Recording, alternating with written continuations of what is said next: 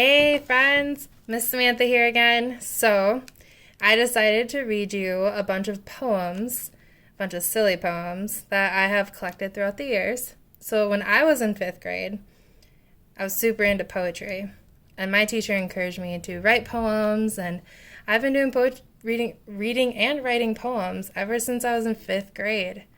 So, I'm going to read a bunch of poems for you, and hopefully they tickle your funny bone. But maybe if you have older siblings or with your parents, you could create your own poems and get a little silly with it.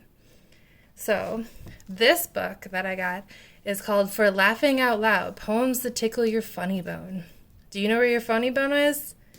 If you don't know where that is, why don't you ask your mom and dad? Say, Mom and Dad, where's my funny bone? And they could probably tell you. So, the first poem I'm going to read you is called Be Glad Your Nose is on Your Face. Be glad your nose is on your face, not pasted on some other place.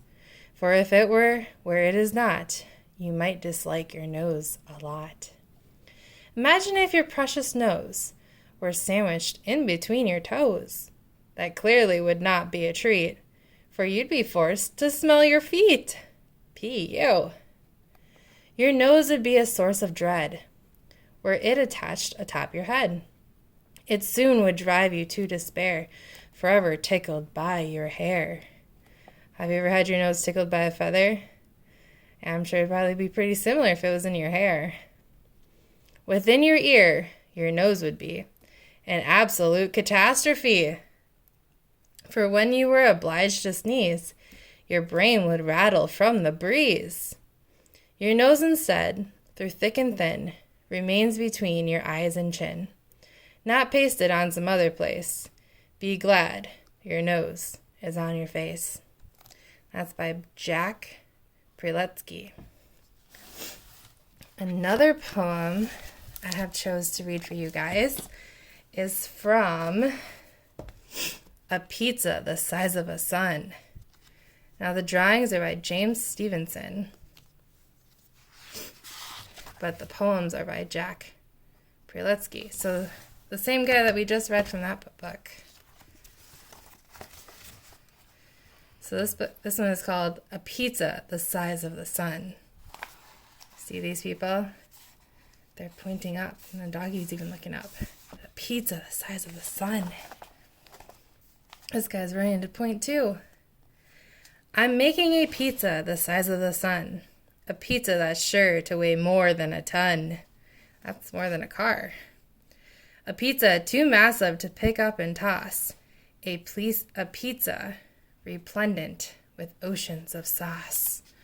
I'm topping my pizza with mountains of cheese, with acres of peppers, pimentos, and peas, with mushrooms, tomatoes, sausage galore, with every last olive they had at the store. My pizza is sure to be one of a kind. My pizza will leave other pizzas behind. My pizza will be a delectable treat that all who love pizza are welcome to eat. The oven is hot.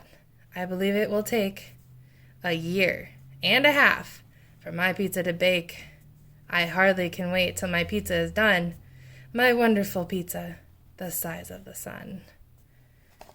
That was a pizza the size of the sun. All right, and then the next one I have for you guys is from this little book called Which Way to the Dragon? Poems for Coming On Strong by Sarah Hallbrook.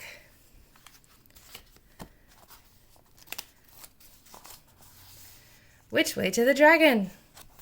I don't need a shield, a helmet or lance. I'm brave and I'm bold. Dragons don't stand a chance.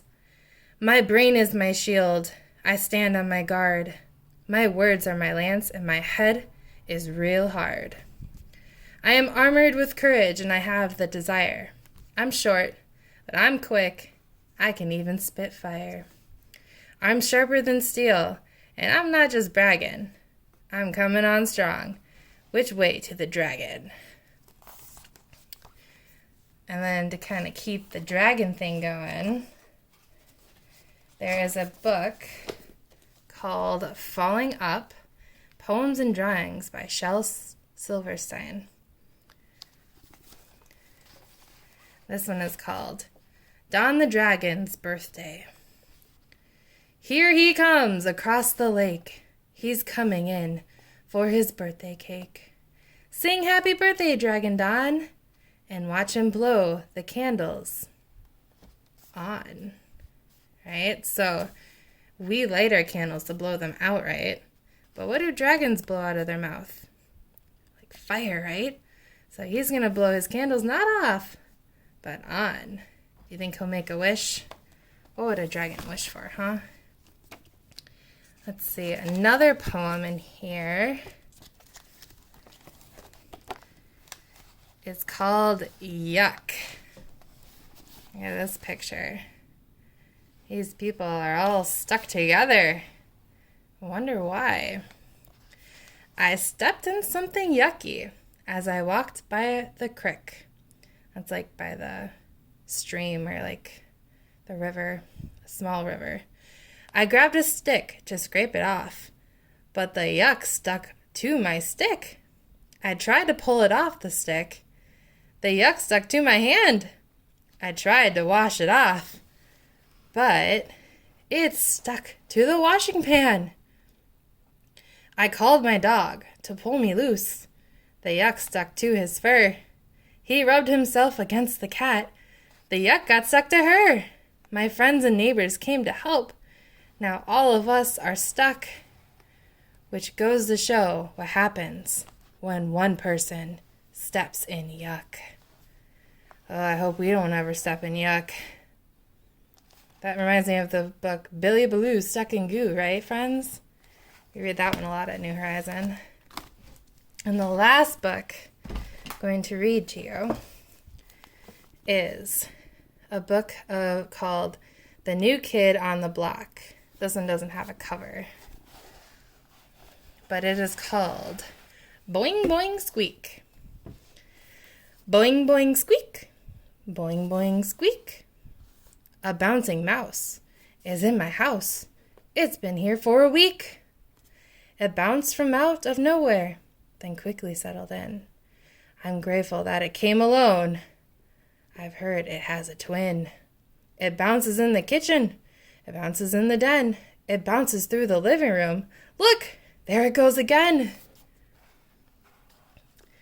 Boing, boing, squeak. Boing, boing, squeak.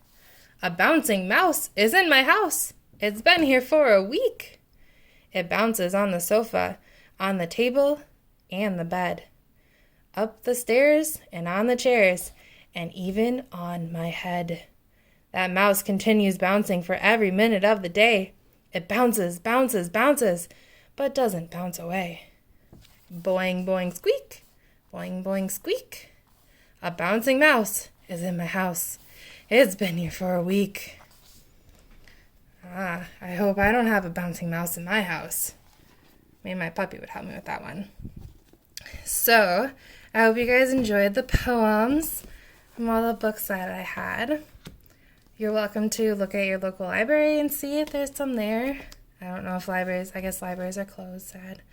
But you can always look them up, I guess. Amazon's awesome, right? But I hope I tickled your guys' funny bone and get writing on those poems of your own and get creative with your families. It's a cool activity you could do during these days of being locked up in your houses and social distancing, right?